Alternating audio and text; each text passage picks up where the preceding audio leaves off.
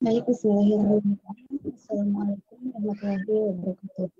Perkenalkan, nama saya Kartiwi, panitia dari Tampil. Sebelumnya saya ucapkan terima kasih banyak kepada Bapak Ibu yang telah hadir pada acara ini yang diselenggarakan oleh BISAI berkolaborasi bersama Universitas Pancasila. Sebelum acaranya dimulai, ada beberapa informasi yang ingin saya sampaikan terkait kegiatan yang diselenggarakan oleh Tampil.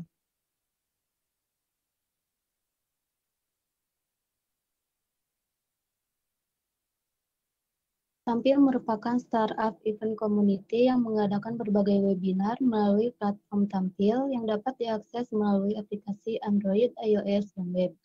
Webinar terkait IT, AI, dan bidang lainnya setiap hari ada di Tampil. Jangan lupa untuk download aplikasinya dan ikuti event serta berikan komen dan rating 5 di aplikasinya. Selain webinar, Bapak Ibu dapat mengikuti kegiatan BISAI lainnya seperti bootcamp, course akademi terkait AI dan IT melalui aplikasi BISAI Academy yang dapat diakses melalui Android dan iOS. Selain itu juga di aplikasi BISAI Academy terdapat fitur diskusi privat di mana Bapak Ibu dapat berdiskusi langsung bersama pemateri yang ahli pada bidangnya terkait AI, IoT, dan lainnya. Dan bisa berdiskusi juga mengenai riset maupun penyusunan tugas akhir. Saat ini kami memiliki program unggulan seperti yang pertama ada Masterclass dan On-Job Training Back-end Intensive Program. Yang kedua ada Masterclass dan On-Job Training Front-end Intensive Program. Dan yang ketiga ada Masterclass dan On-Job Training Data Science Intensive Program. Program intensif tersebut dirancang untuk pemula yang ingin menguasai teknologi baik front-end, back-end, dan data science. Output dari program ini diharapkan semua peserta mendapatkan pekerjaan pada bidang tersebut. Program dirancang selama 1 bulan penuh, di mana 15 hari pertama training terkait program dan 15 hari berikutnya adalah on-job training di kantor BISAI Jakarta atau Bandung maupun partner BISAI serta bisa secara online jika lokasi peserta di luar Jakarta atau Bandung. Untuk pendaftaran program ini sampai dengan 31 Januari 2021 melalui aplikasi BISAI Academy. Jika Bapak Ibu berminat, silahkan daftar sebelum tempatnya kehabisan karena hanya untuk 20 peserta. Jangan lupa untuk follow sosial media Tampil, ada youtube.com/tampil dan instagram.com/tampil. Jangan lupa juga untuk follow sosial media BISAI, ada youtube.com/BISAI, instagram.com/BISAI, dan ikuti juga grup Telegram BISAI melalui link yang sudah tertera di public chat. Jangan lupa juga untuk berikan rating 5 dan komen positif pada Playstore Tampil dan BISAI Academy agar kegiatan rutin Tampil tetap berjalan. Terima kasih. Wassalamualaikum warahmatullahi wabarakatuh.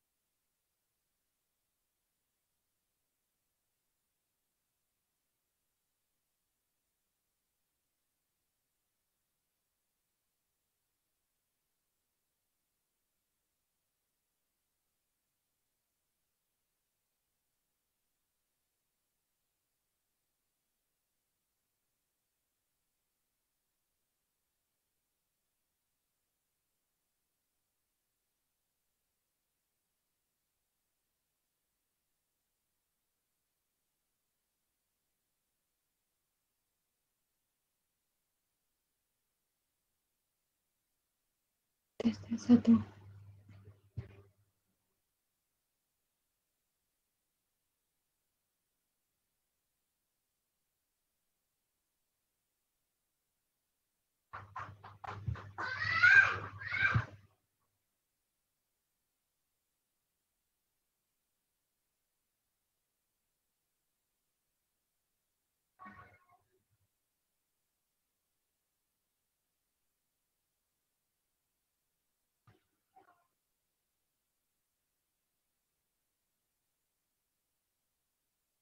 Oke, baik. Terima kasih kepada BISAI atas pemaparan informasinya.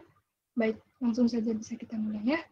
Assalamualaikum warahmatullahi wabarakatuh. Selamat siang, hadirin yang terhormat dan teman-teman webinar yang sudah hadir pada kesempatan kali ini. Yang terhormat kepada Tampil selaku platform atau situs berbasis web yang telah bekerja sama oleh Universitas Pancasila. Yang terhormat kepada pemateri handal yaitu Dr. Bambang Herianto MT selaku Ketua Dewan Pakar Ikatan Ahli Informatika Indonesia atau IAAI dan juga merupakan dosen dari Universitas Pancasila. Dan para peserta semua yang sudah hadir dan kami banggakan.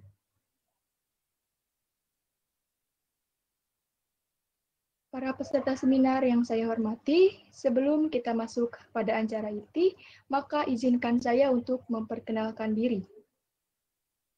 Nama saya Mailida Dwi Hairunisa, mahasiswa Universitas Indonesia, Pancasila, sebagai moderator yang akan memandu berjalannya seminar pada hari ini.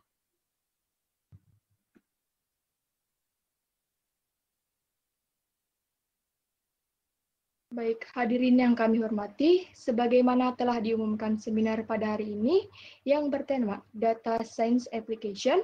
Untuk itu, kami membutuhkan informasi dalam rangka menyamakan persepsi, dan itulah yang kita harapkan pada seminar kali ini.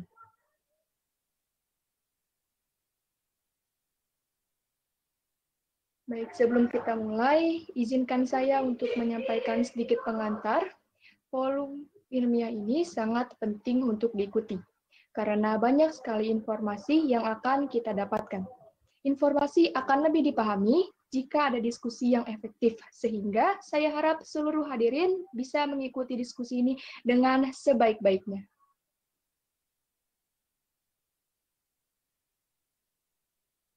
Baik, selanjutnya saya akan menyampaikan rundown acara pada webinar hari ini. Yang pertama yaitu peserta seminar bergabung pada platform yang sudah diberikan. Selanjutnya pembukaan oleh moderator, lalu pembacaan CV pemateri, pemaparan materi yang disampaikan oleh Bapak Dr. Bambang Herianto MT, sesi tanya jawab, dan yang terakhir adalah penutupan.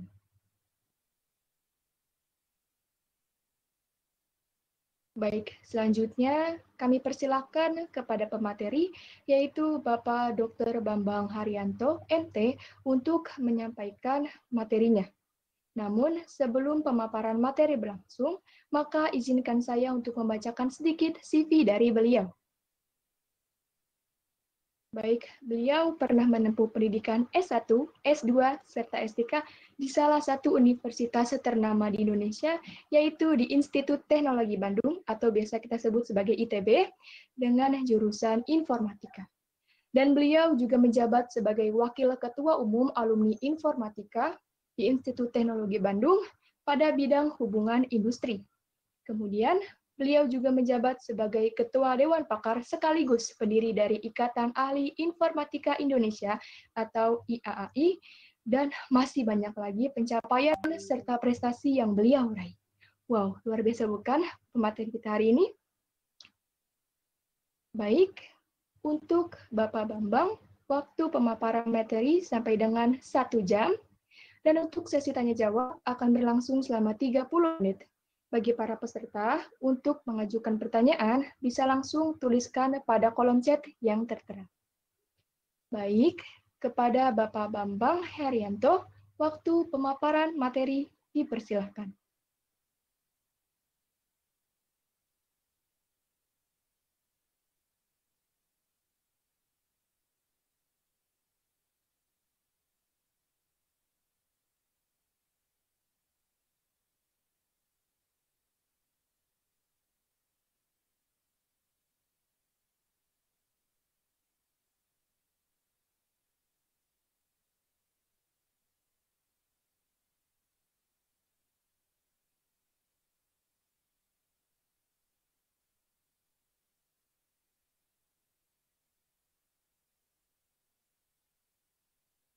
Baik, kepada Bapak Bambang, waktu pemaparan materi bisa dipersilahkan.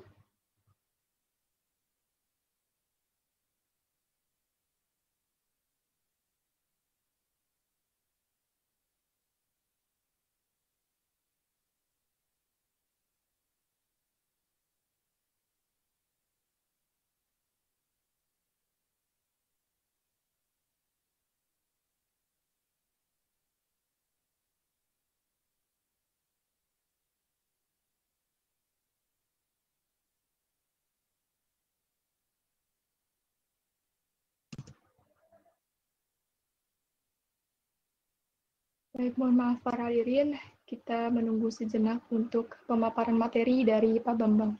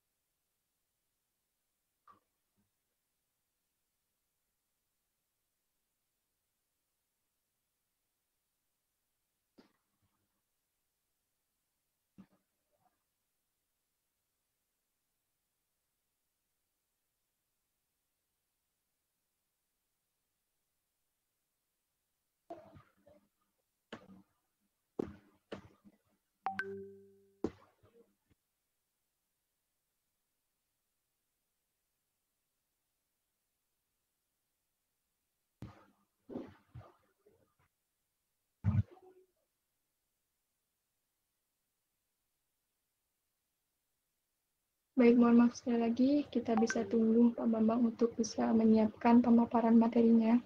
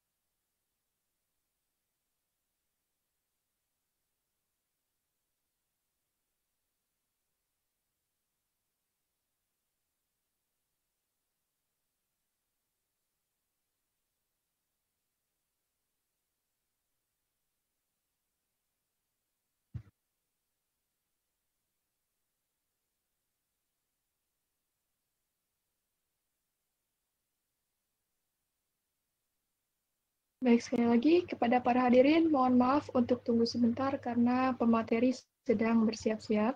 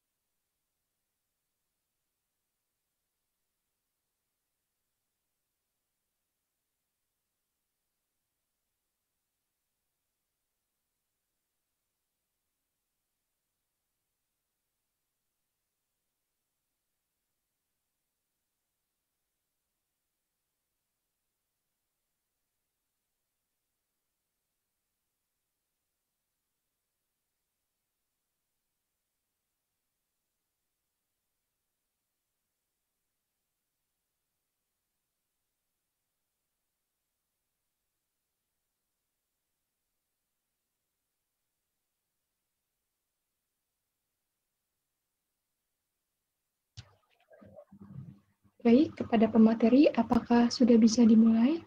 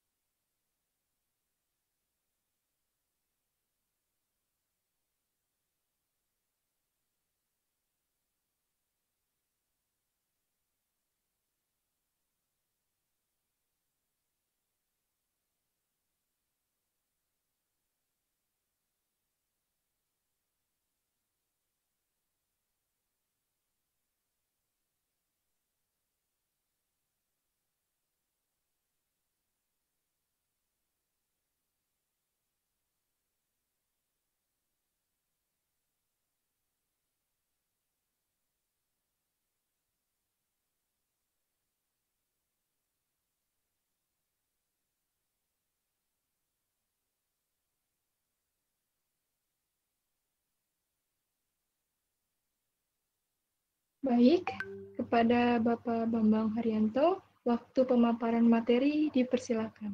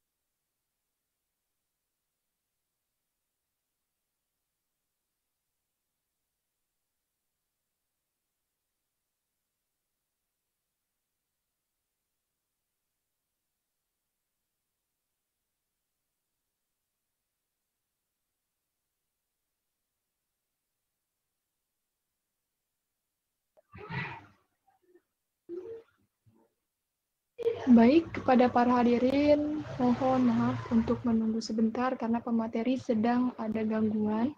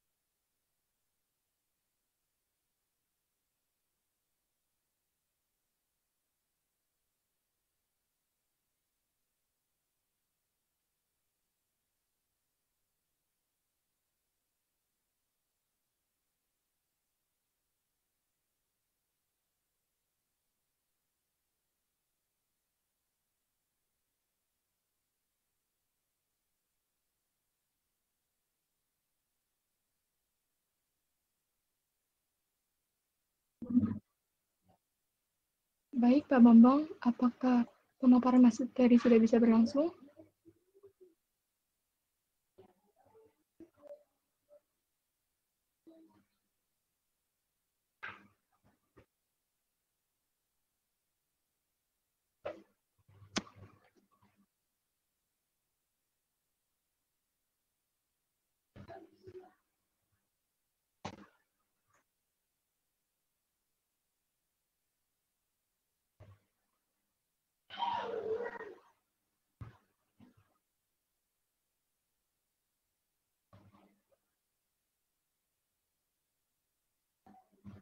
Baik, kepada Bapak Bambang Haryanto, waktu pemaparan materi kami persilahkan.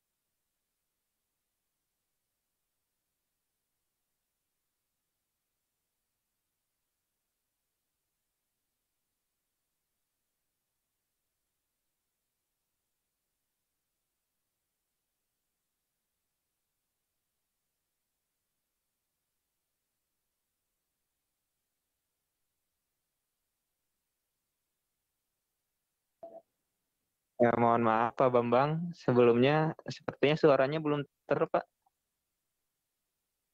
Masih mode. Halo, udah? Nah, sudah terdengar sekarang Pak. Aduh, mohon maaf ya. Oke, kalau gitu audiens sekalian ya, jadi kita ringkaskan saja bahwa penerapan data science itu nanti yang pertama adalah namanya data preparation ya, atau sekarang istilahnya data wrangling ya. Nah, yang kedua adalah data modeling. Yang ketiga data visualization. Nah, kemudian yang berikutnya itu data model evaluation. Jadi kalau di dalam software engineering testing. Nah, kemudian berikutnya adalah model deployment, memasang model yang kita buat di sistem nyata. Jadi satu adalah data preparation, dua adalah data modeling, tiga adalah data visualization,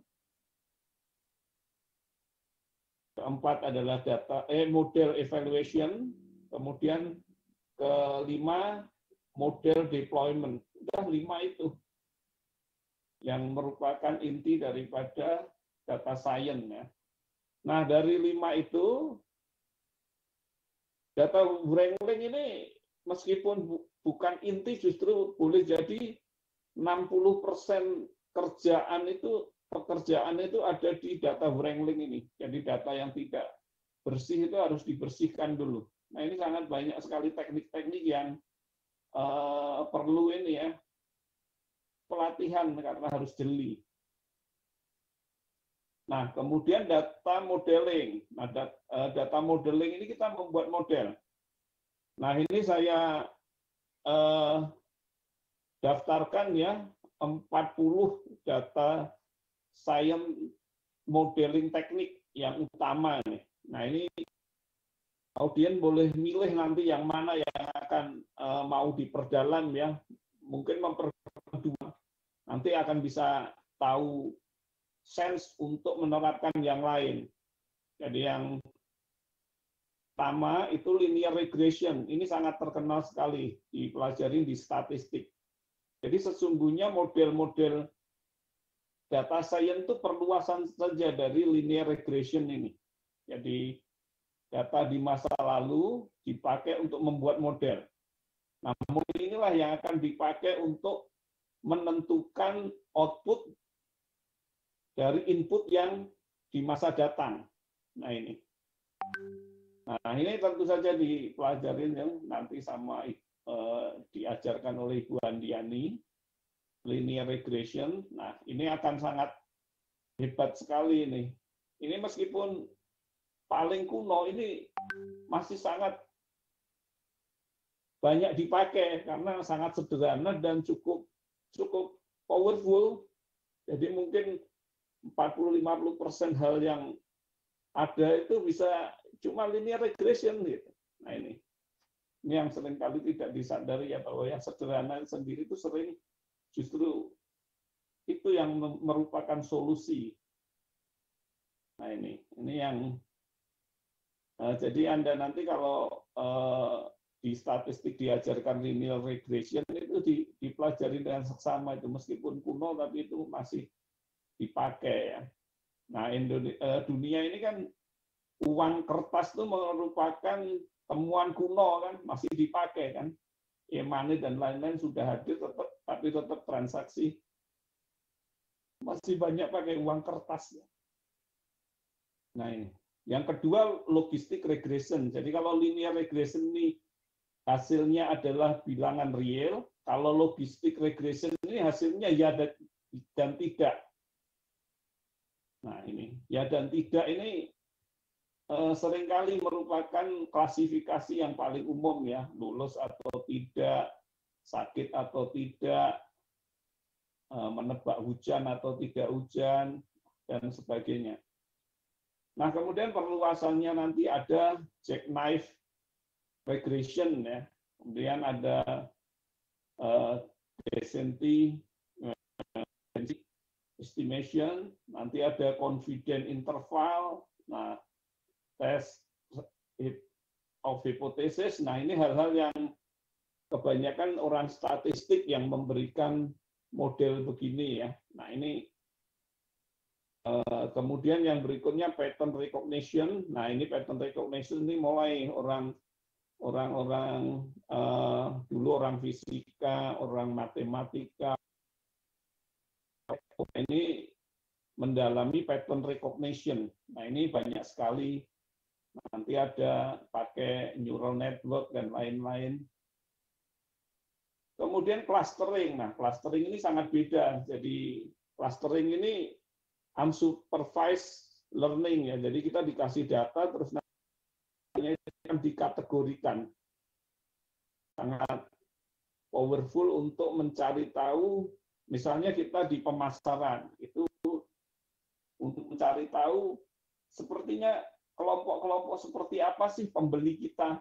Maka nanti tiap kelompok itu kita mempunyai cara menyelesaikan sendiri sih. Jadi misalnya kelompok yang berpendapatan rendah, ternyata adanya kebanyakan ternyata di luar kota atau di pinggir kota. Nah, ini mungkin akan jadi klaster sendiri. Kemudian yang menengah, yang kita, misalnya kita jualan es krim, maka es krim yang dikirim ke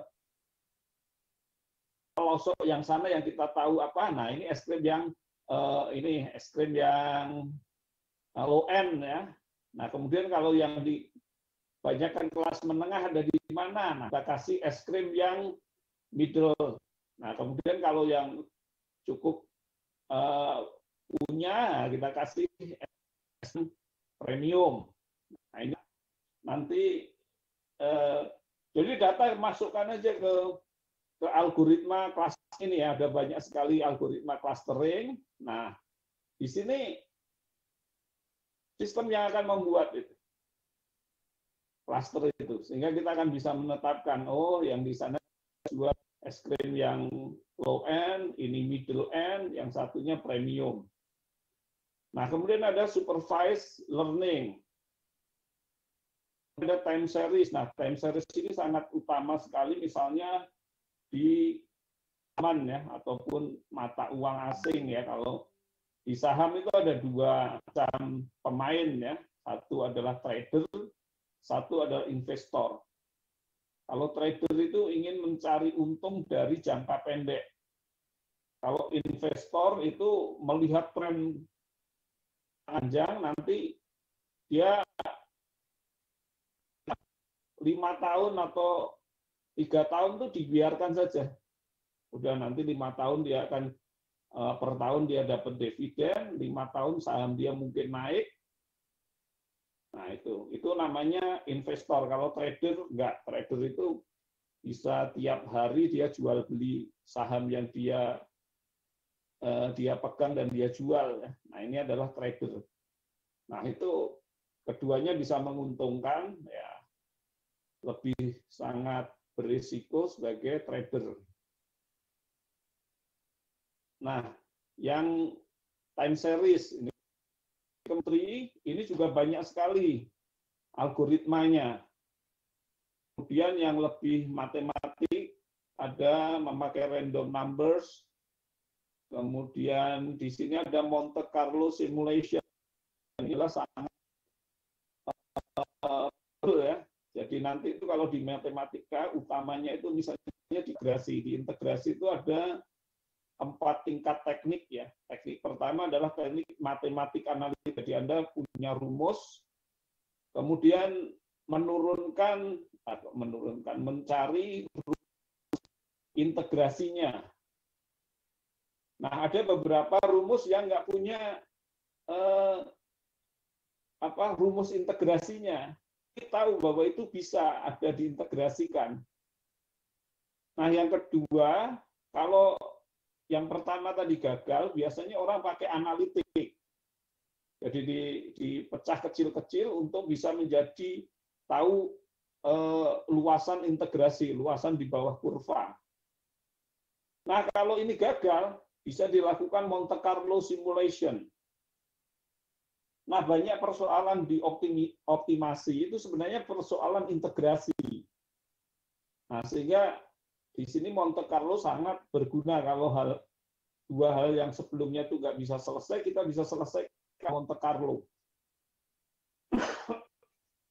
Nah, ini.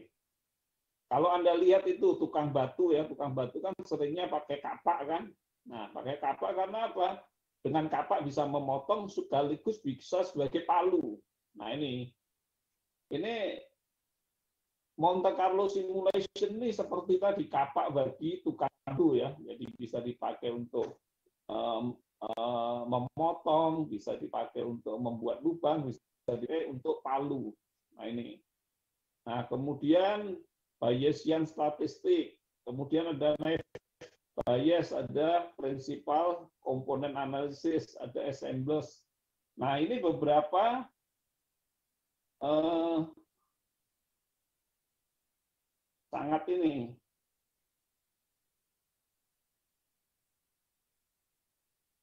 sangat terkenal ya. Jadi misalnya Anda harus belajar linear regression, logistic regression.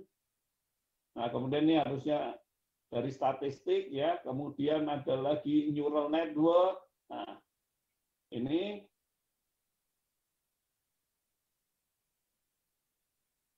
dan lain-lain ya. Ini Anda cari nanti itu 3 teknik itu harusnya Anda kuasai supaya nanti kalau di pekerjaan akan mengetahui.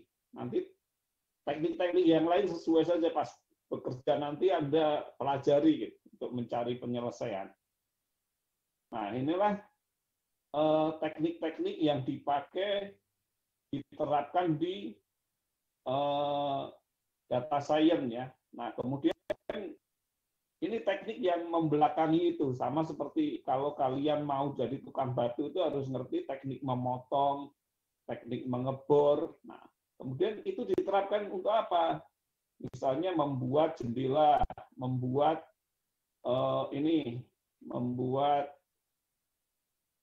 pintu, membuat kuda-kuda dan lain-lain. Nah, sekarang kita lihat apa penerapan asli untuk sistem utuh itu ya. Nah, ini kita lihat aja salah satu yang saya ini di Amazon. Di Amazon ada apa saja? Nah, ini 21 aplikasi yang ada di Amazon yang merupakan penerapan analitik atau penerapan data science. Nah, pertama data science, teknik-teknik tadi bisa digunakan pada supply chain optimization. Nah, ini ada 4 optimasi di supply chain. Nah, ini yang ada di Amazon. Jadi kalau dia nanti bekerja di pergudangan atau punya problem, nah lihat aja solusi yang telah ada di perusahaan-perusahaan yang terkenal. Nah, mungkin bisa ditiru di tempat kita. Jadi seringkali enak sekali kalau kerja itu Anda tidak mikir dari awal apa yang perlu ada atau apa yang perlu dibuat. Kita tinggal meniru saja, mencari tahu yang telah diterapkan di perusahaan lain. Kemudian kita buat. Seringkali hal-hal itu sudah ada di sana ya. Misalnya India membuat subway, kan subway sudah ada di Singapura, sudah ada di Jepang, kan nggak baru, tapi kan tetap dibuat. Jadi engineering kan gitu, niru yang ada di dunia lain, di di tempat lain, kecuali yang jadi yang pertama benar gitu. Tapi kan kita sering nggak usah jadi yang pertama benar. Jadi misalnya Transjakarta kan ada di Bogota itu. Pak Gubernur dulu itu dia meniru di Bogota. Kemudian subway. Nah, sama juga nanti kalau Anda ada supply chains ya, bisa lihat yang ada di Amazon, dia optimisasinya bagaimana. Nah ini jadi terapannya data science untuk supply chain optimization. Ini sangat banyak sekali. Nanti ini semua dikasihkan ya, Anda baca sendiri. Kemudian yang berikutnya di memberi harga dan memperoleh keuntungannya. Pricing and profit optimization. Nah ini, jadi kalau menjual barang itu nanti harganya berapa ya? Nah ini sangat ini ya, sangat struktur harga itu sangat berarti kalau Anda misalnya yang paling sederhana, kalau Anda mencari untung 20.000, ternyata yang terjual 10. Tetapi kalau untungnya 10.000, yang terjual 100. Nah, kita lebih untung yang mengambil untung 10.000 karena yang terjual 100. Hal ini itu merupakan satu persoalan besar di bisnis ya. Nah, jadi ini disebut dengan pricing and profit optimization. Nah, ini kalau Anda mau belajar ini benar-benar terapannya di dunia yang nanti bisnis itu meningkat atau tidak. Jadi teknik-teknik yang ada di tadi kan tentu saja harus diprogram. Program sendiri Anda belajar di pemrograman dan di algoritma. Nah, terapan-terapannya itu ya ini ya, pricing and profit optimization. Kemudian berikutnya yang keenam, fraud detection for credit card transaction. Nah ini nanti ide dasar adalah fraud detection ya. Anda bisa menerapkan di hal-hal lain selain pada transaksi kredit card. Jadi misalnya orang lainnya ada di Bandung, tiba-tiba kok ada transaksi kredit card dari misalnya berantah gitu ya, negara di Afrika. Nah, Afrika kan seringkali juga yang dan juga di Eropa Timur kan yang sering charging kan. Nah ini Amazon meneliti gitu. Jadi kartu kredit ini seringkali dipakainya dengan pola apa? Kalau berbeda dengan pola-pola sebelumnya, dia akan mendeteksi atau menolak transaksi itu. Nah inilah fraud detection ya. Nah kemudian yang berikutnya adalah fake reviews detection, karena Amazon dulu jualan buku ya. Jualan buku salah satunya adalah ada orang-orang yang melakukan review. Nah, review ini benar atau tidak. Nah, ini si Amazon punya aplikasinya untuk meneliti secara cerdas ya, secara cerdas apakah orang yang membuat review ini, membuat ringkasan atau membuat komentar terhadap buku itu benar atau tidak ini. Nah, ini dia mempunyai aplikasi canggih untuk itu. Nah, ini sama juga nanti Anda fake itu bisa palsu gitu ya, meneliti uang palsu, meneliti barang palsu. Jadi ini fake review detection ini bisa Anda perluas untuk aplikasi-aplikasi deteksi kepalsuan yang lain. Silahkan aja Anda mikir gini-gini, nah nanti itu akan sangat membantu pada organisasi yang Anda nanti kerja atau Anda untuk memperbaiki organisasi itu. Jadi ide-ide dasar aplikasi apa itu ya Anda cari-cari di perusahaan-perusahaan besar ya, misalnya di Amazon begini. Nah, kita akan langsung tahu. Nanti kemudian dipikirkan pada organisasi di mana Anda kerja. Nah, berikutnya yang ke-8, taxonomy creation. Nah, inilah tadi. Itu sebaiknya kita klasifikasi mana supaya nanti kita tahu di mana menjualnya. misalnya ada orang yang ternyata dia traveler, kemudian mempunyai gaji sekian, terus dia beli ransel yang untuk travel, terus ranselnya harga segini-segini, maka nanti Amazon tahu ketika dia transaksi, dia ditawari produk-produk lain yang seringkali kalau orang yang seperti itu sering beli. Nah ini sangat luar biasa ini, karena kemudian orang kan disodorkan di layarnya barang yang lain tuh umumnya jadi tertarik kan. Jadi misalnya Anda beli peralatan ransel untuk traveler gitu, dan ranselnya ternyata ransel traveler untuk di hutan, di gunung gitu. Nanti Amazon akan pintar menawarkan misalnya kompor gas yang kompak gitu sama rantangnya itu ya. Nah ini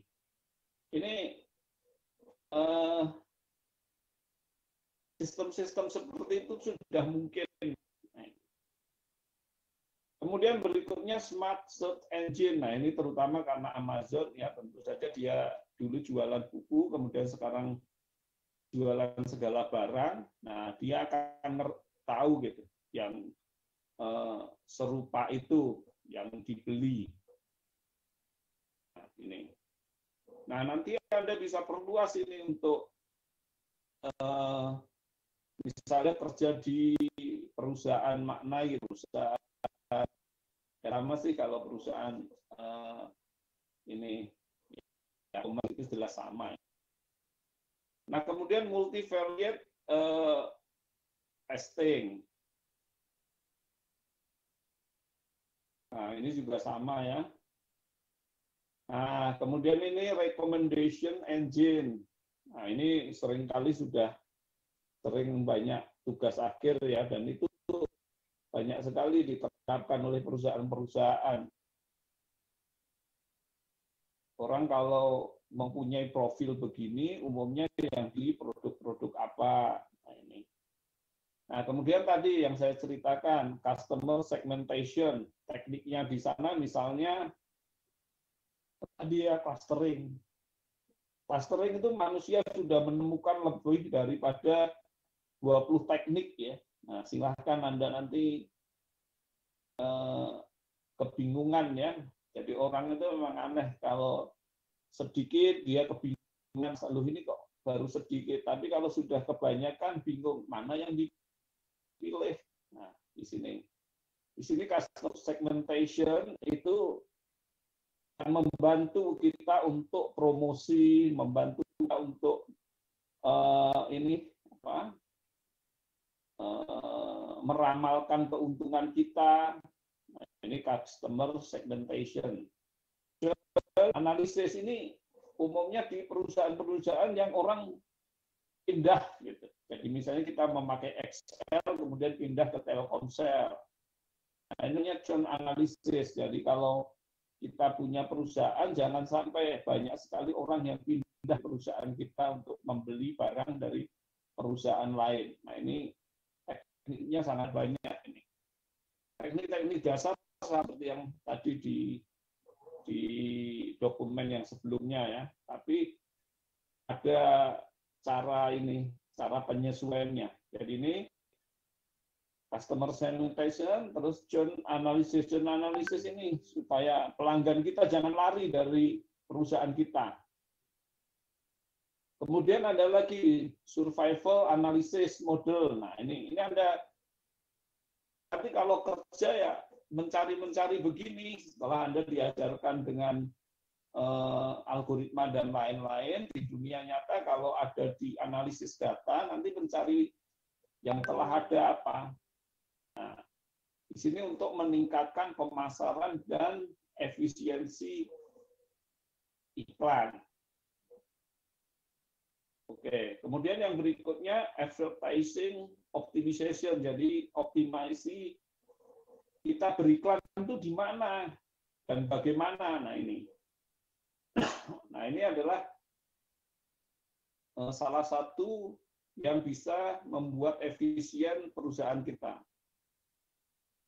Nah, kemudian, ini apa yang ada di gudang. Kapan kita harus membeli barang ini sangat luar biasa ya kalau di negara-negara 4 musim. Jadi musimnya berbeda, barang yang ada itu berbeda sekali. Jadi kalau negara-negara di sana sangat penting sekali untuk melakukan itu.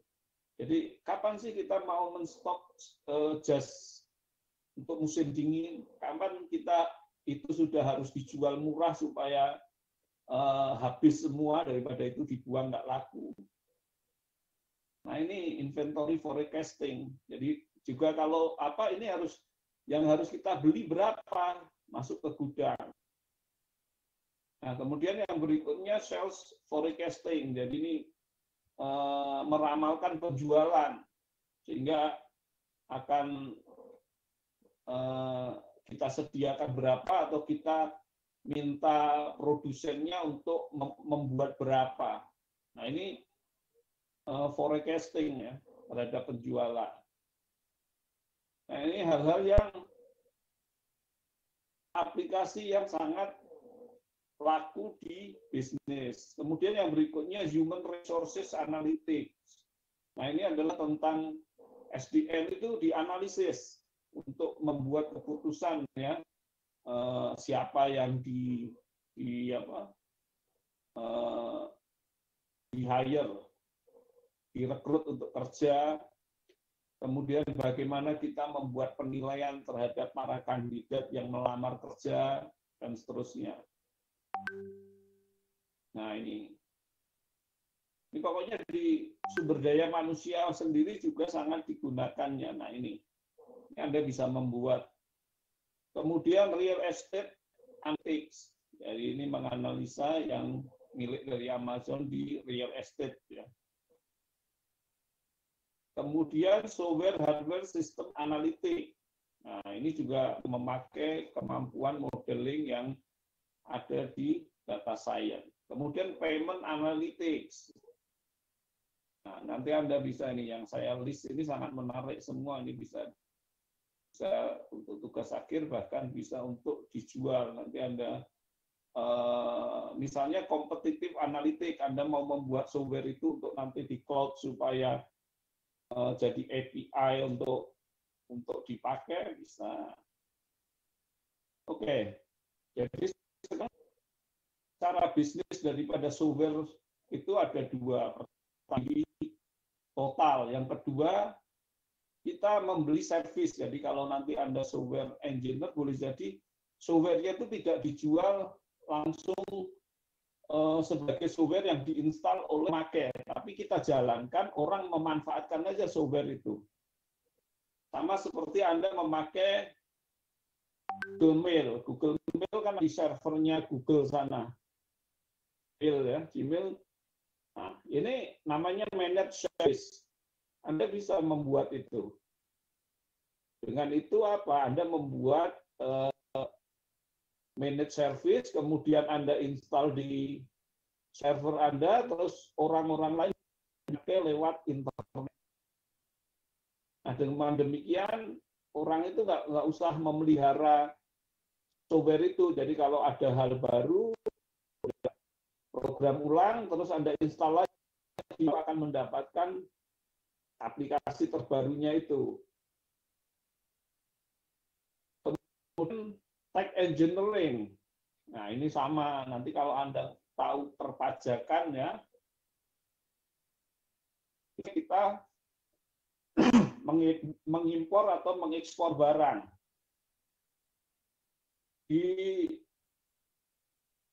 Ada pajak-pajak yang dikenakan kepada barang ataupun servis. Nah, kita hendaklah membuat skenario supaya pajak kita itu termurah. Satu hal yang sangat luar biasa kalau barangnya itu lebih, jadi kategori barang itu di dinas pajak itu lebih dari 10.000. Kalau kita tidak memilih dimasukkan atau meminta dipajakin pada jenis pajak yang mana, itu luar biasa sekali selisihnya itu. Nah, makanya ada konsultan pajak. Nah, ini bisa disoftwarekan.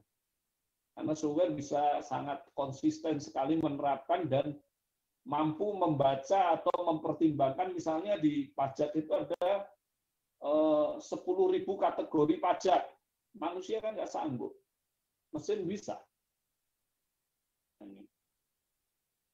Kemudian add relevancy algorithm. Nah, ini kalau Amazon atau Google bisa membuat ya seberapa relevan sih iklan itu akan dipasangkan di, misalnya orang membeli buku mengenai membangun rumah, teknik sipil kan. Nah, nanti langsung kita kasihkan iklan alat-alat teknik sipil. Nah, akan sangat janggal kan kalau dia membeli buku mengenai teknik sipil, kemudian kita kasihkan dia alat traveling, iklannya. Gitu. Nah, ini. Oke ya, ini saya kasihkan untuk memancing Anda, dan masih ada banyak aplikasi yang lain, tapi inilah yang ada benar-benar diterapkan di Amazon. Anda bisa untuk beride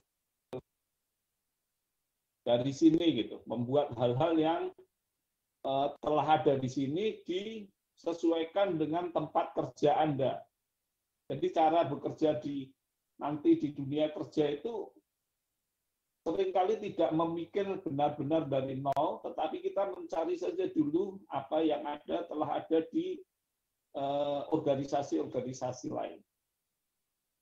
Ya, nanti ini saya kasihkan semua dua ini untuk Anda bisa baca, ringkaskan ini. Nanti Anda mau yang mana untuk Anda perdalam sendiri. Jadi misalnya yang di sistem ini, saja Anda mampu, itu sudah Anda bisa jual mahal. Ya. Jadi misalnya sama seperti Anda membuat komponen motor, yaitu udah apapun dari komponen motor kan Anda bisa jual kan. Apalagi kalau Anda membuat satu motornya saja, Anda nggak usah membuat mobil. Anda memang mau membuat motor, bahkan membuat sepeda. Sama seperti ini. Anda salah satu daripada poin ini sanggup membuat aplikasinya, itu bisa dijual sebagai cloud. Moderator, mungkin sekian dulu dari presentasi saya. Kita masuk ke sesi pertanyaan. Silakan. Halo.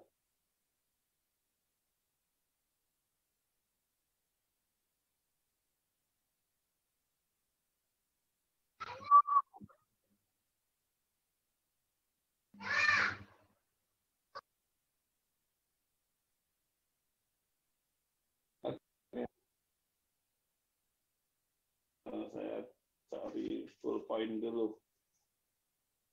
Tapi nanti begitu ada satu pertanyaan, saya jawab aja.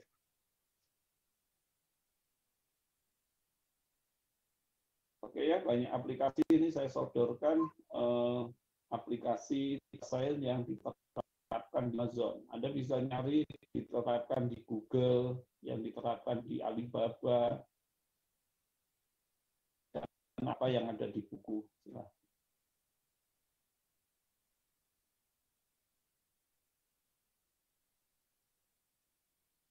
Gimana?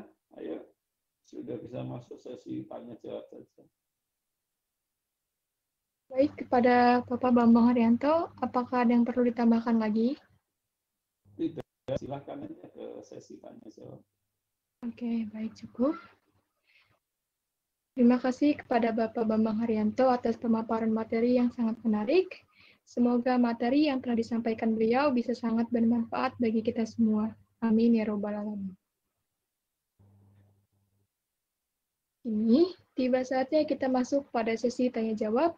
Baik, langsung saja kita mulai sesi diskusi ini. Saya persilahkan kepada para hadirin untuk bertanya.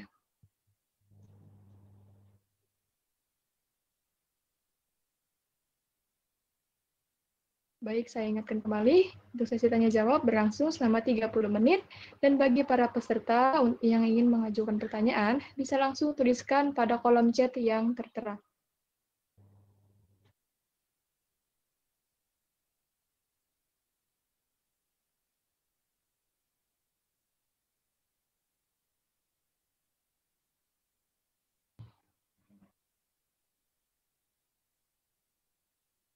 Oke, kalau mungkin saya tambahin lagi satu. Jadi itu tadi di modeling ya, satu lagi pekerjaan di data science adalah urusan mengenai penyimpanan data itu sendiri. Nah, kalau sangat besar itu biasanya disebut dengan big data. Nah, ini ada misalnya Hadoop ya. Nah, ini pada analisis itu adalah mengenai penyimpanan data yang sangat besar itu sendiri. Nah, ini ada Hadoop system itu sangat luar biasa. Itu bisa jadi konsultan yang bisa dipanggil dibayar mahal. Anda bisa Hadoop, bisa. Kemudian kalau aplikasi tadi teknik-teknik itu bisa ada di jadi kalau Anda mau sederhana ya, bagaimana sih saya menyimpan bikin aplikasi? Ya langsung saja Anda sekarang itu zaman cloud ya, antara dienakkan dengan ya sudah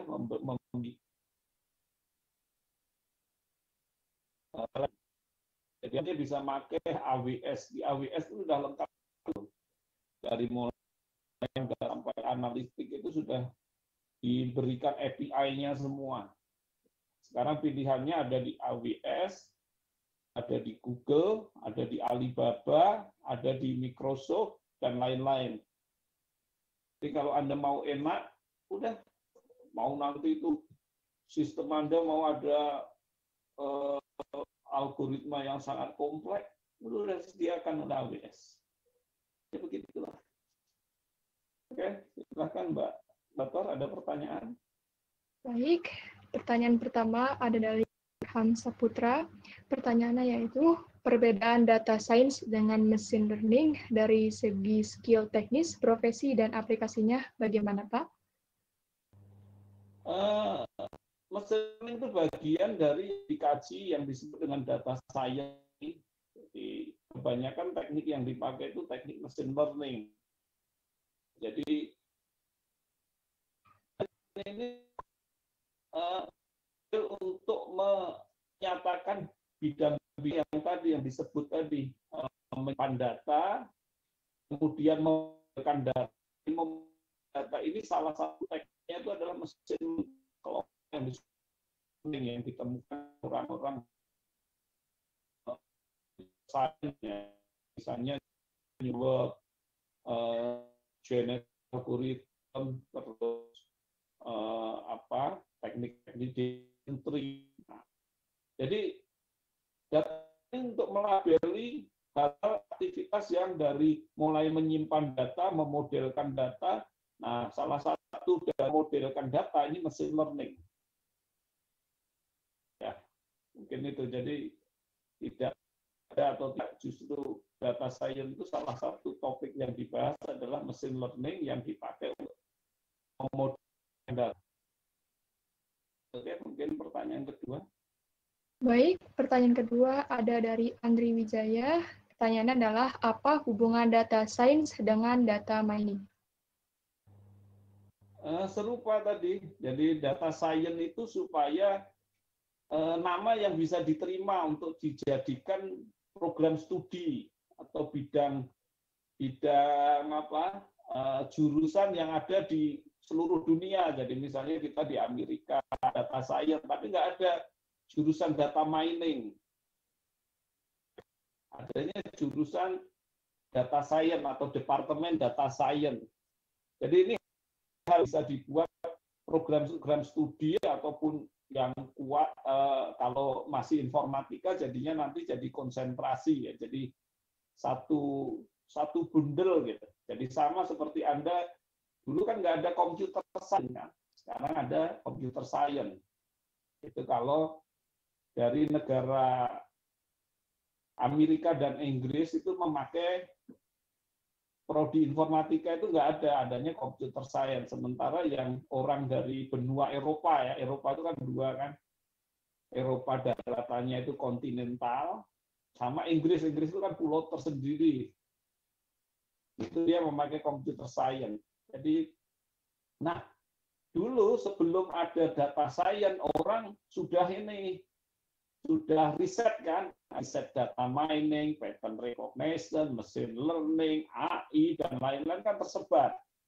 Nah, ini ada orang yang mengidekan, udahlah, yang kelompok begini kita sebut data science. Gitu.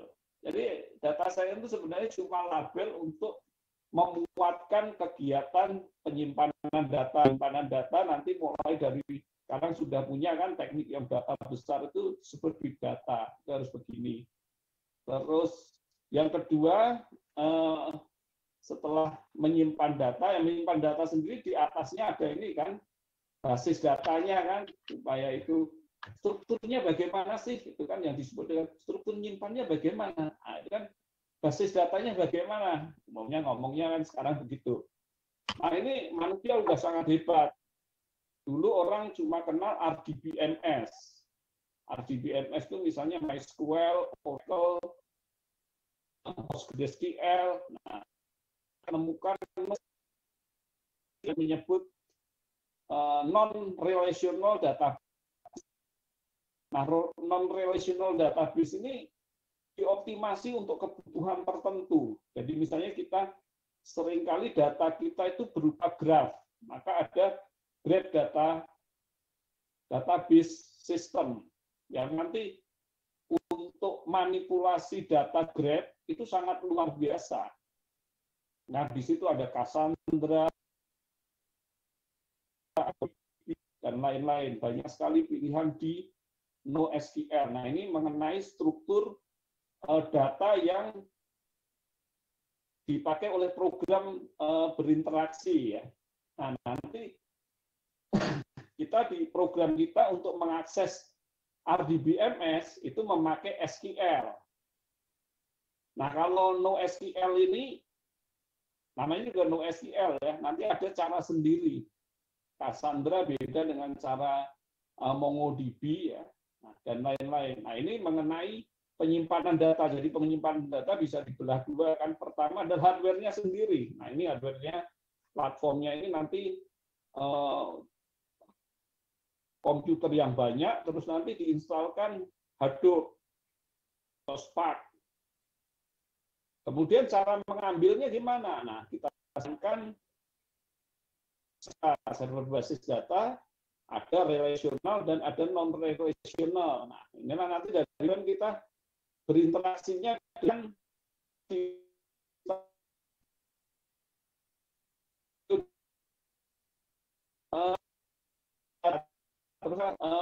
orang sudah meneliti data mining, hal-hal ini. Nah, ini semua ini dilingkupi dengan sekarang ini yang disebut data science itu.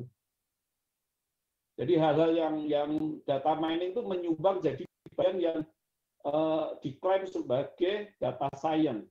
Nah, data science ini di mana itu sudah bisa saja ini sebagai satu program sendiri. Nah, kalau Anda mendalami yang beberapa tahun dari 4 tahun, nanti bisa berkiprah di situ. Tapi kalau nanti jadi prodi sendiri, ya sudah, prodi sendiri yang kuat untuk bawa urusannya itu data yang begini.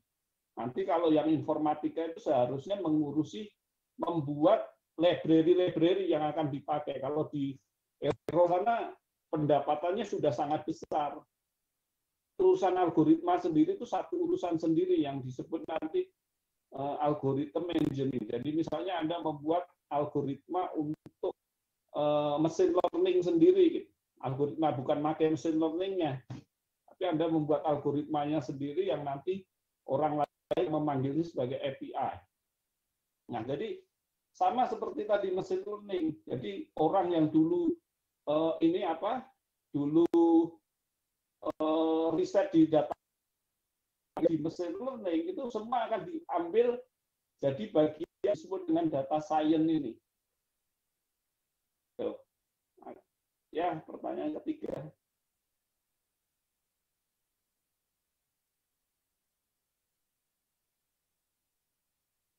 Halo?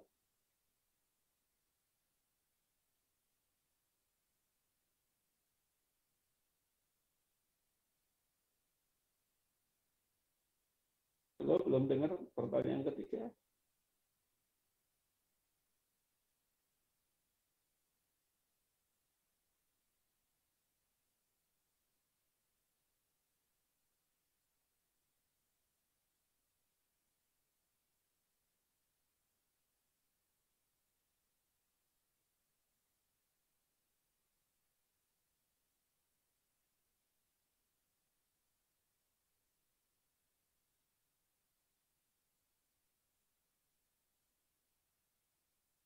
Halo?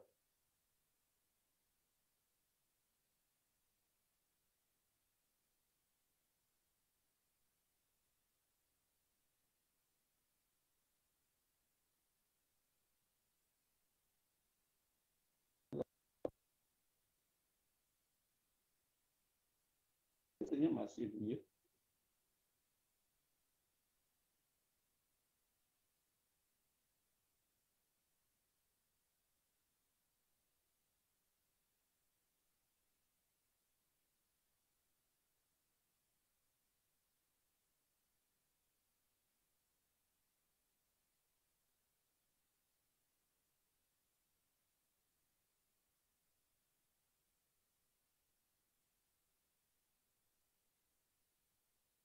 Halo, cek, cek. Ya. Ya, Seperti, ya. Nah, cek. apa pertanyaan ketiga? Baik, pertanyaan ketiga ada dari Cahya Mida Febianti. Pertanyaannya adalah, skill data science yang dibutuhkan untuk pekerjaan bidang HR apa saja ya, Pak? Pertama ya, data science itu dua yang pokok. Pertama teknik-teknik data science, kedua adalah kontekstual. Jadi kontekstual ini misalnya memang mau menerapkan data science di human resources. Ya Anda harus tahu human resources sendiri.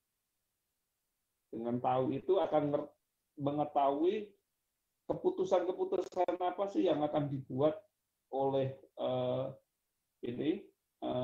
manajemen human resources. Nah, dari situ kita akan tarik analisis data yang seperti apa yang bisa membantu keputusan itu. Nah, kemudian pertanyaan apa? Nah, ini ya sama. Nanti ya ini yang paling dasar itu akan membuat Anda akan tahu.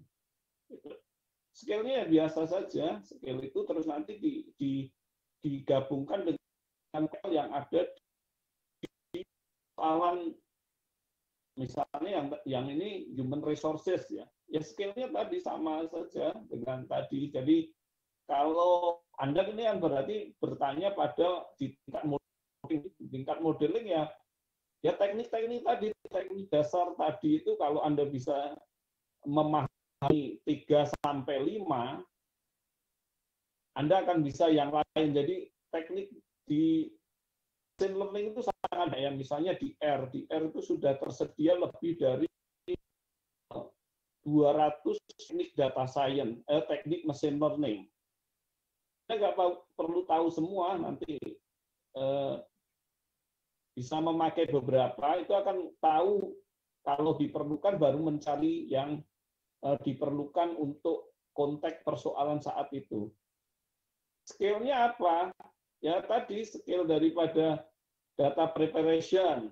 Nah, data preparation ini kalau memang tim Anda hebat, orang yang ditugaskan di situ. Tapi kalau Anda harus menyeluruh ya Anda tadi data preparation.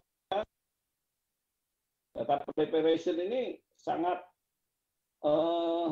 bergantung pada juga memahami konteksnya. Misalnya, Anda lihat di tabel gitu, ada orang yang berumur -3, kan nggak mungkin orang berumur -3 kan. -3 tahun kan nggak mungkin.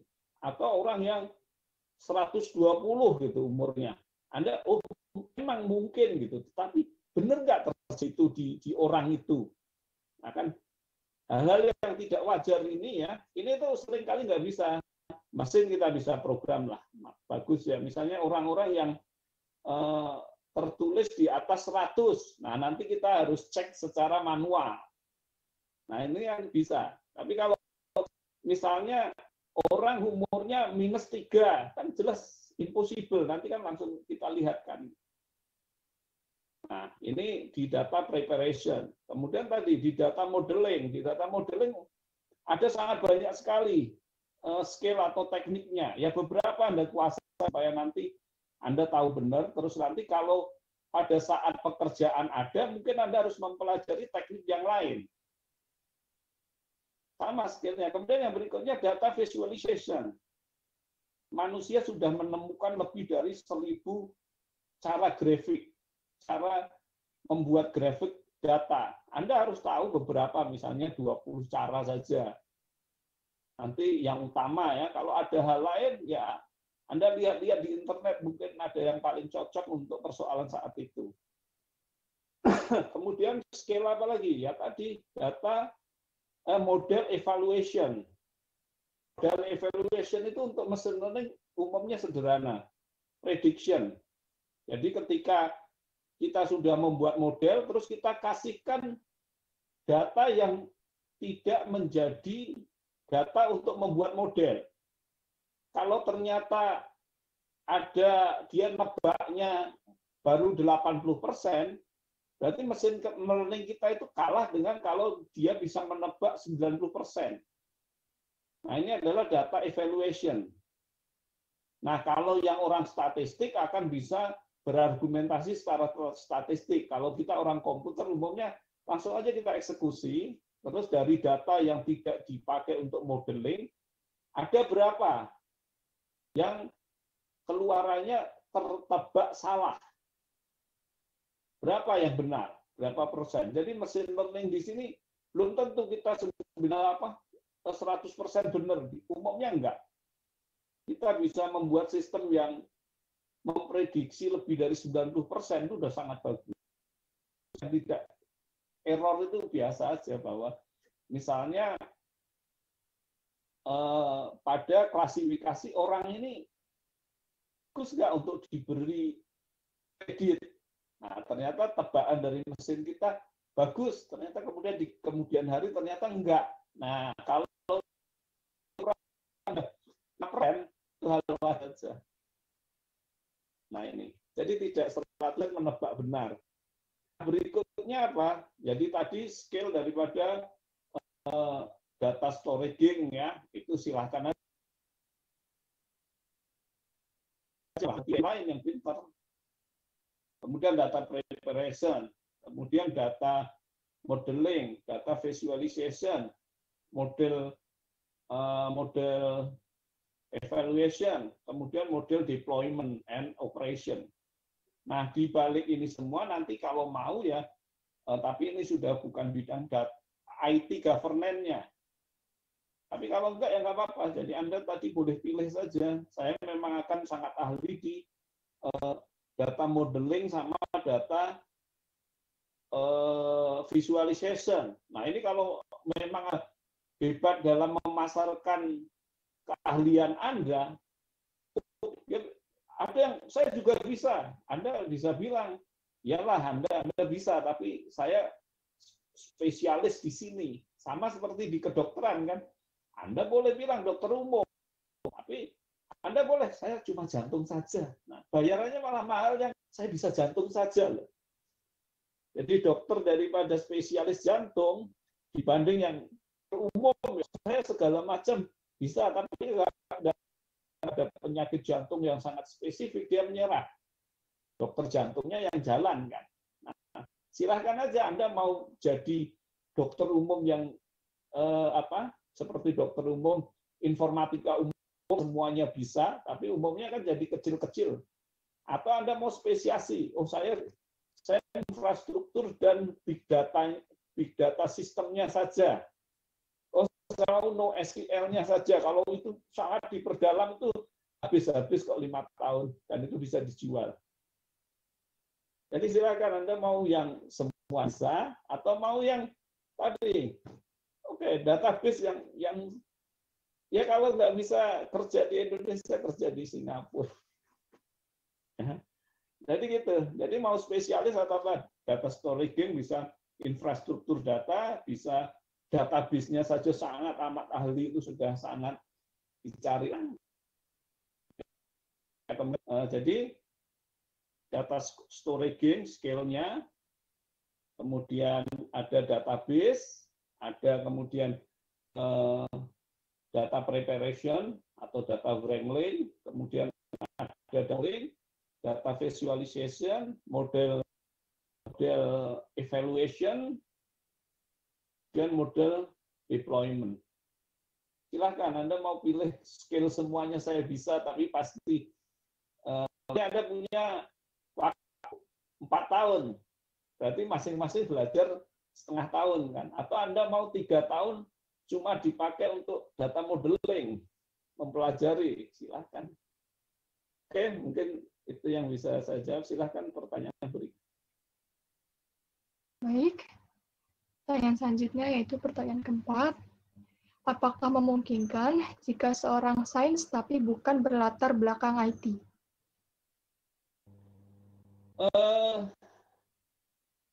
Di sini kan berarti Anda harus ini jadi spesialis di bidang tadi, misalnya mau di human resources application, ya Anda belajar di human resources-nya sangat besar juga sangat berarti ya. Kemudian Anda bisa memberi petunjuk ke orang IT-nya, aplikasi dari manajemen sumber daya manusia itu yang dibutuhkan seperti ini ya. Biar IT-nya itu tadi yang provide atau membuat IT itu. Jadi ya tadi seperti Anda tadi bahwa Anda mau di IT-nya atau Anda mau di spesialis di human resources misalnya, tapi Anda bisa ngomong ke orang IT-nya untuk membuatkan. Jadi ini bisa Anda mau jadi yang kontak di persoalannya. Nah, tapi tentu saja Anda harus mempunyai teman yang berlatar belakang IT untuk nanti membantu membuatkan solusi itu. Jadi ini Anda dari kontekstual Anda harus bisa ngomong ke orang yang berlatar belakang IT. Oke, silakan pertanyaan berikutnya. Baik, pertanyaan sebelumnya dari Syifitul Mawaliyah dan selanjutnya dari Fahri Fuji Saputra. Pertanyaannya adalah, mohon saran langkah pertama untuk belajar data science. Apakah harus belajar pemrograman dahulu atau dahulu seperti Python? Nah, tinggal Anda mau sampai mana. Misalnya tadi dari data science itu Anda mau yang tadi ya, yang basis data saja. Nah, itu Python-nya nggak perlu, tapi yang benar-benar ahli di SQL ataupun di NoSQL tadi. Nah, itu sudah visual. Jadi, yang berikutnya, kalau memang Anda mau di modeling ini sangat perlu sekali mengetahui Python tadi. Python. Nanti itu pun juga pilihan, mau Python atau mau R, atau mau yang lainnya. Ini kalau di bagian yang data modeling sangat perlu untuk belajar bahasa pemrograman. Ini umumnya juga di situ ada dua ya, memakai saja atau sampai membuat modelnya. Saya memakai. Kemudian di sini sama seperti tadi, terus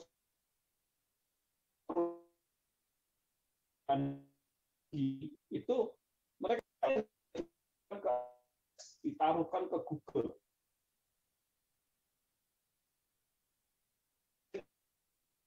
Pertama itu karena dia udah cloud, men-setting Anda seolah misalnya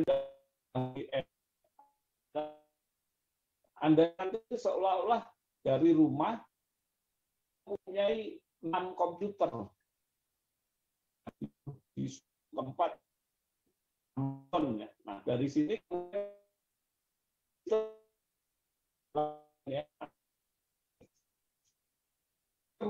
programnya di situ ada memprogramkan Python untuk Anda yang disediakan oleh AWS. Jadi sekarang apa ya?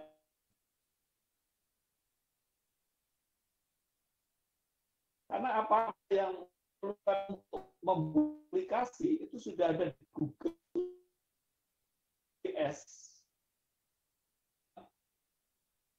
Perkantoran besar ya, misalnya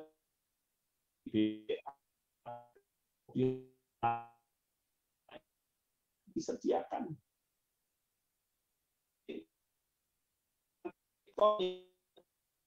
Untuk disediakan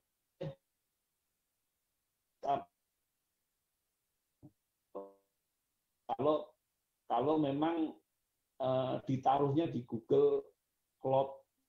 Jadi kalau Anda mau bikin itu di Amazon. Terus di Amazon kita instalkan WordPress. Dari situ, dari WordPress kita pakai PHP atau pakai Python untuk menambahi. Yang ditambahkan apa? Apa-apa yang telah disediakan oleh AWS. Nah, inilah yang dunia sekarang itu begitu. Kita enak saja. Nanti terus gimana? Tiap aplikasi Anda itu dieksekusi, nah, nanti dia akan membebankan ke kredit card Anda. Nah, itu. Jadi Python diperlukan memang untuk kalau memang nanti Anda itu akan memakai layanan yang ada di AWS, layanan yang ada di Google, semuanya udah lengkap. Anda nggak usah bikin lagi. Sama seperti Anda, saya itu mau bikin bengkel pesawat terbang. Ya, Anda sewa aja hanggar. Serupa dengan ini. Saya mau bikin aplikasi Netflix. Anda pernah tahu Netflix? Ada kan yang telah pakai Netflix ya. Saya sudah tidak lagi memakai yang itu ya, film yang bajakan itu dulu apa itu Indo 881 itu ya. Nah, kalau Anda pakai Netflix, nah Netflix itu atau aplikasinya itu ada di AWS. Anda lihat kan Netflix kan sangat rumit ya. Nah, itu ada di AWS itu. Nah, ya silahkan aja kalau Anda mau nanti dibayar sangat besar, ya kursus lah, bisa AWS, bisa Azure, bisa bisa Google Cloud. Nah, jadi kalau memang zaman Anda itu saya enggak ya, karena saya sekarang mempunyai tim pemrogram saya itu bisa AWS ya. Jadi kalau saya ada klien minta untuk dibuatkan aplikasi, bikinkan itu di AWS ya. Nah, saya yang dapat bayaran gede. Nah, saya kasih bayar ke pemrogram saya itu. Ya, jadi gitu. Jadi kalau sekarang mau sederhananya gimana sih? Data science, kursus lah AWS, kursus lah Google Cloud atau Azure. Kalau paling sederhana gitu aja. Anda bisa AWS, udah itu berarti bisa data science, bisa bikin aplikasi, bisa menerapkan data science. Jadi sekarang ada layanan ya, AWS, catat aja ya. Terus Google Cloud, Azure, Alibaba, paling murah Ocean apa gitu saya lupa. Itu paling murah. Jadi sekarang Google Cloud itu nomor 3. Jadi yang paling populer, paling banyak orang pakai itu AWS, Amazon Web Service. Kemudian yang kedua Azure, Microsoft Azure. Nah, Microsoft Azure ini dominan memakai R. Kalau Google dominan, jadi Amazon nomor 1, AWS ya, kemudian Azure, kemudian ketiga baru Google Cloud, keempat Alibaba. Jadi sekarang itu aplikasi kita itu tidak jalan di komputer kita, jalan di AWS, di komputer yang kita nggak pernah tahu, jalan di Google yang kita tidak pernah tahu komputer kita. Tapi kita dari rumah bisa akses yang disebutnya komputer kamu ini. Kan gitu. Nah itu, jadi kalau paling sederhana saya bisa data science ya, Anda bisa di AWS. Ya, gitu aja. Paling sederhana. Jadi tadi kalau Anda mau di bidang HR ya, perdalam HR-nya dulu, baru nanti kemudian bisa bilang ke yang mempunyai keahlian IT ya. Keahlian IT ini loh yang diperlukan orang manajemen HR. Nah, ini kalau langkah pertama apa ya? Ya tetap tadi bisa belajar Python, nanti bisa sampai modelingnya, gitu ya. Bahkan jadi sekarang kalau mau tahu ya, bisa data science apa ya? Tadi pakai AWS, pakai Google.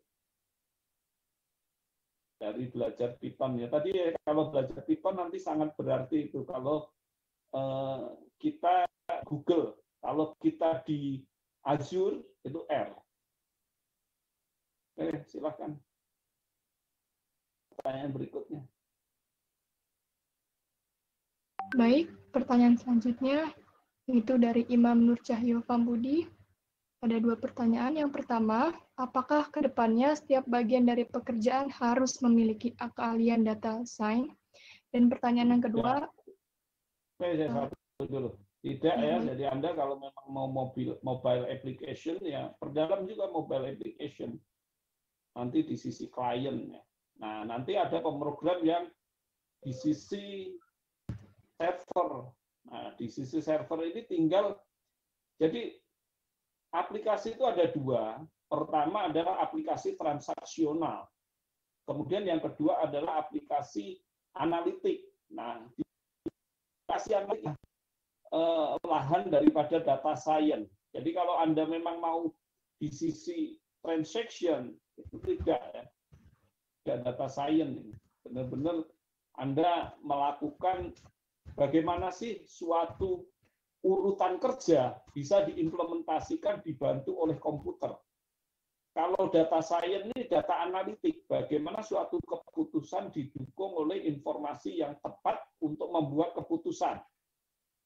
Oke ya, jadi ada 2 jenis yang berbeda pada aplikasi. Aplikasi pertama transaksional. Transaksional ini bukan data science. Yang kedua adalah analitik.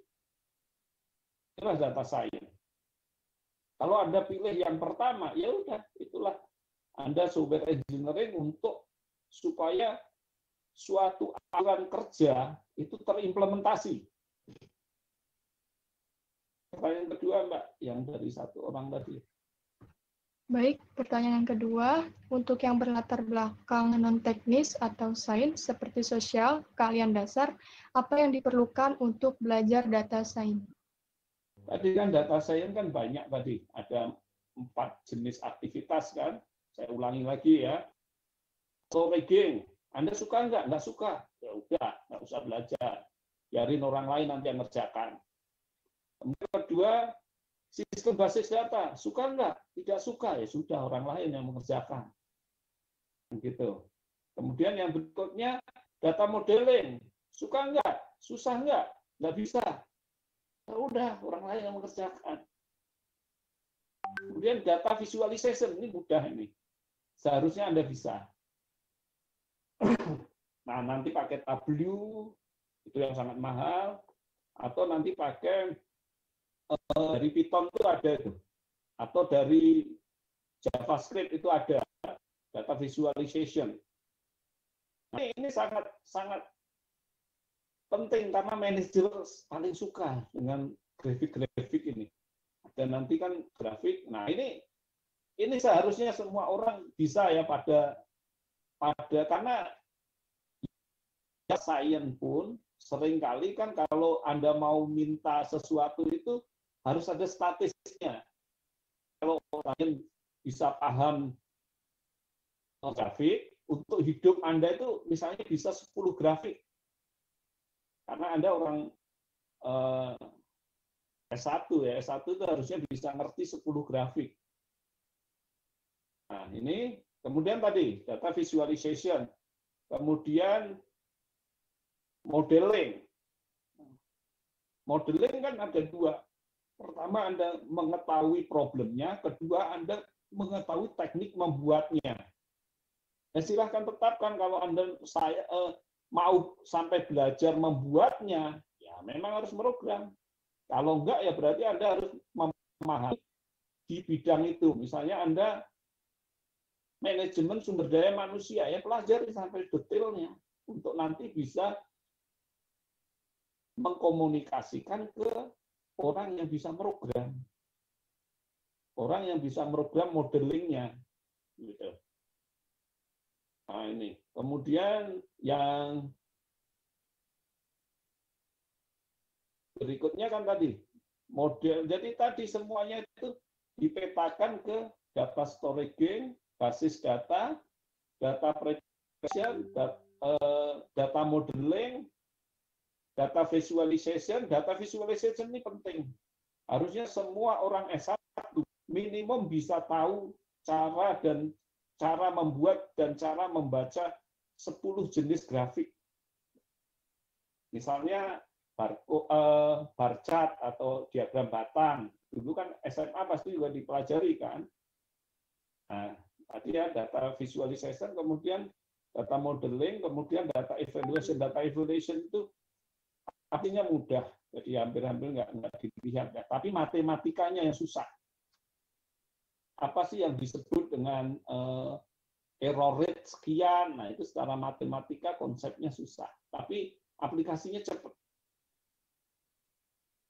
Oke ya, jadi untuk yang belakang non teknis, nah Anda mau masuk nggak ke teknis? Kalau nggak udah tadi di data visualization sama di memahami konteks masalah. Jadi kalau misalnya keuangan, ya Anda harus belajar keuangan.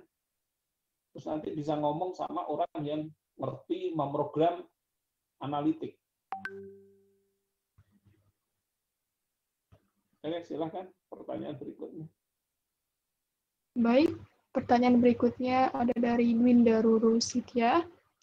Izin bertanya Pak Bambang, apakah modeling di machine learning itu adalah kombinasi algoritma data science, misalnya linear regression dan naive Bayes? Mohon gambaran dan penjelasannya. Oke, kata kombinasi ini ya mungkin disalahartikan. Jadi ya tadi itu tuh sesuatu yang mandiri, ada linear regression itu sudah machine learning. Naive Bayes itu sudah machine learning. Logistic regression sudah machine learning. Artificial neural network atau biasa disebut dengan neural network itu satu machine learning. Nearest neighbor satu machine learning. Jadi gitu. Jadi itu satu-satu sendiri. Nah, seperti R itu sudah menyediakan lebih dari 200 teknik learning yang siap pakai. Anda cuma memanggilnya dengan untuk mesin learning-nya sendiri itu cuma dengan satu perintah. Oke ya, jadi gambarannya gimana? Yaitu sesuatu yang mandiri masing-masing. Naive Bayes satu, linear regression satu, logistic regression satu, KNN, gain, nearest neighbor satu, fuzzy clustering satu. Nah itu yang oke, pertanyaan.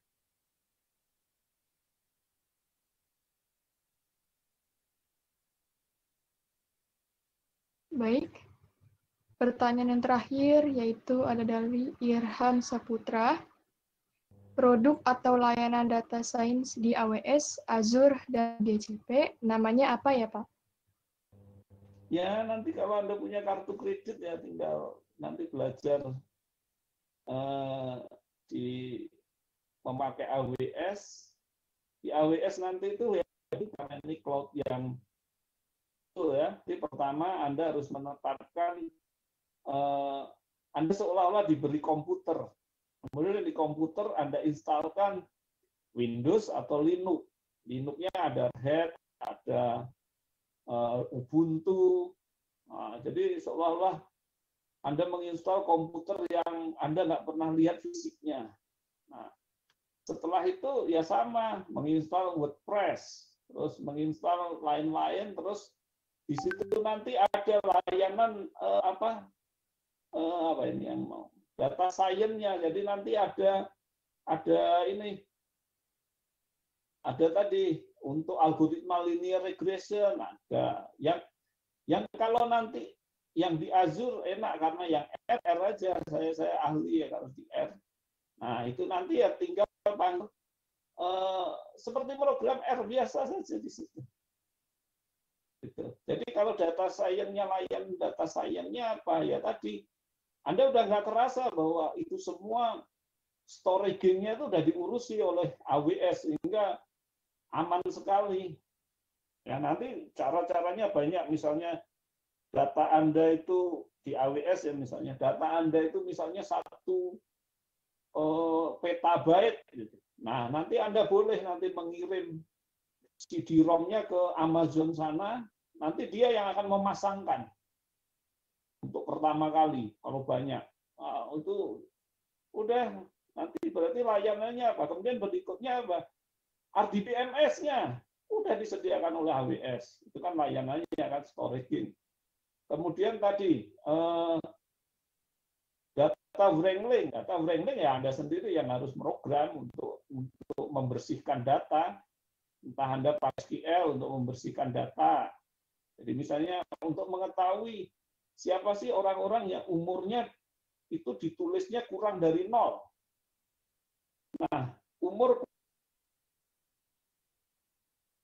Nah, nanti bikin mau pakai SQL atau mau pakai Python untuk mengetahui ada enggak rekod data yang begitu. Kalau ada kan nggak sah.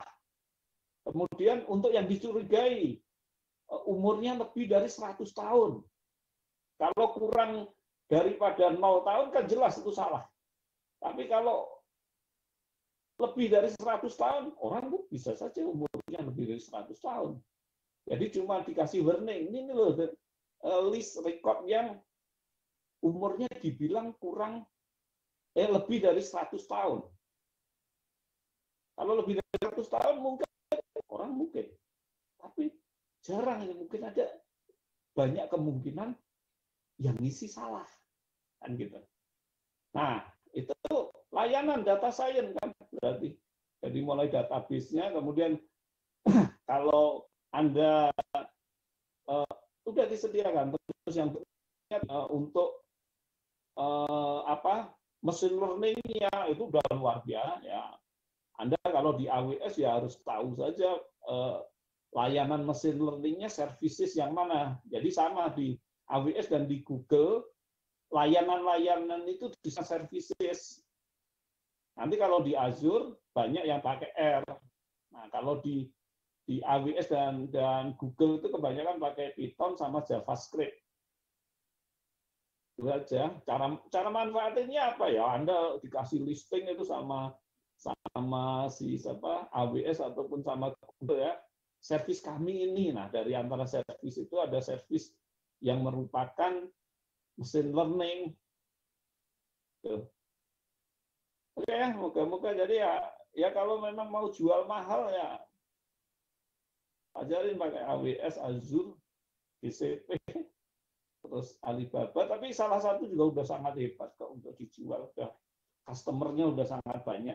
Jadi kalau ya sekarang malah ini ya agak ini R tapi malah nggak pakai Azure tapi ya Makasih. Dia pelajarin aja itu AWS, Azure, GCP, bisa salah satu aja sudah sangat bagus. Ya. Oke, makasih Mbak Medika. Saya Baik. sesi tanya jawab enggak. Oke, baik. Terima kasih kepada Bapak Bambang Haryanto atas jawaban yang sangat menarik. Semoga bisa menjawab pertanyaan dari para hadirin. Baik, hadirin sekalian, demikianlah acara seminar online kali ini yang membahas Data Science Application. Sebelum sesi ini berakhir, maka izinkan saya untuk menyimpulkan hasil seminar pada hari ini, yaitu secara umum, data science adalah penggalian atau bisa juga disebut mengekstrak data agar dapat difilter serta didapatkan data yang benar untuk melaksanakan proses produk yang sebenar-benarnya. Untuk mereka yang bekerja dalam bidang data science ini, kerap disebut juga sebagai seorang data analisis atau data scientist. Tetapi, data scientist tidak sama dengan data analisis. Kedua bidang tersebut adalah bagaimana cara memahami big data, dan keduanya sering melibatkan analisis database besar menggunakan R dan Python. Titik tumpang tindih ini berarti bidang sering diperlakukan sebagai satu bidang, tetapi berbeda dalam hal yang penting. Nah, data science juga memiliki peluang yang menjanjikan loh. Kenapa bisa seperti itu? Karena data science ini bisa dipelajari oleh siapa saja. Sebagai disiplin ilmu baru yang terbilang unik, data science ternyata tidak membutuhkan latar belakang pendidikan yang tertentu untuk mempelajarinya. Jadi, data ini bisa dipelajari oleh siapa saja. Nah, yang kedua, belum banyak diketahui karena dengan semakin majunya teknologi, kemampuan data science ini akan semakin bisa bernapas lega. Karena terdapat banyak sekali lowongan pekerjaan khusus untuk ke bidang ini, dan saingannya pun tidak banyak karena disiplin ilmu ini masih belum banyak orang yang tahu. Baik, lalu alasan ketiga, yaitu kesempatan bergabung dengan perusahaan besar. Karena bukan rahasia lagi, jika data science adalah ilmu penting bagi sebuah perusahaan, terutama dalam memprediksi banyak hal di masa depan terkait dengan layanan atau produk mereka.